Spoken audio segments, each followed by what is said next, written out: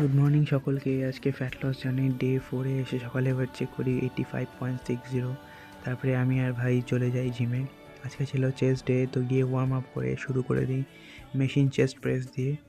তারপরে bench press, decline bench press, incline bench press করে চলে আসি মেশিন ফ্লাই করে বাড়ি চলে আসি। বাড়ি এসে দুজনের ব্রেকফাস্ট বানিয়ে নিলাম। বানিয়ে আমি স্নান টান করে পুজো করে বসে গেলাম পড়াশোনা করে। লাঞ্চ করতে করতে কয়েকটা কাজ ছিল, সেগুলো করে নিলাম। করে প্রিন্টিংয়েরও কিছু কাজ ছিল করে নিয়ে বিকেলে চলে আসলাম পোষ্যদেরকে নিয়ে একটু হাঁটাতে।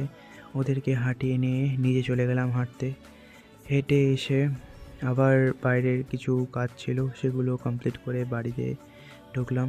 বাড়ি ঢুকে আবার সামনে কম্পিটিটিভ এক্সামসের প্রিপারেশনের পড়া আছে, তার জন্য কিছুক্ষণ পড়াশোনা করে নিয়ে আজকে দিনটা এখানেই শেষ করলাম। Thank you. গুড মর্নিং সকলকে। আজকে ফ্যাট লস জার্নি ডে 4-এ এসে সকালে এবার চেক করি 85.60।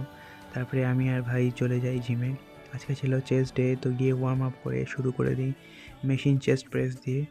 তারপরে bench press, decline bench press, incline bench press করে চলে আসি মেশিন ফ্লাই করে বাড়ি চলে আসি। বাড়ি এসে দুজনের ব্রেকফাস্ট বানিয়ে নিলাম।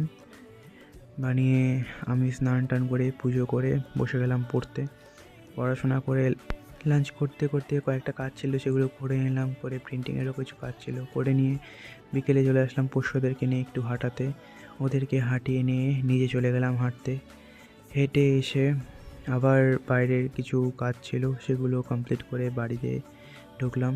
বাড়ি ঢুকে আবার সামনে কম্পিটিটিভ এক্সামসের প্রিপারেশনের পড়া আছে, তার জন্য কিছুক্ষণ পড়াশোনা করে নিয়ে আজকে দিনটা এখানেই শেষ করলাম। Thank you.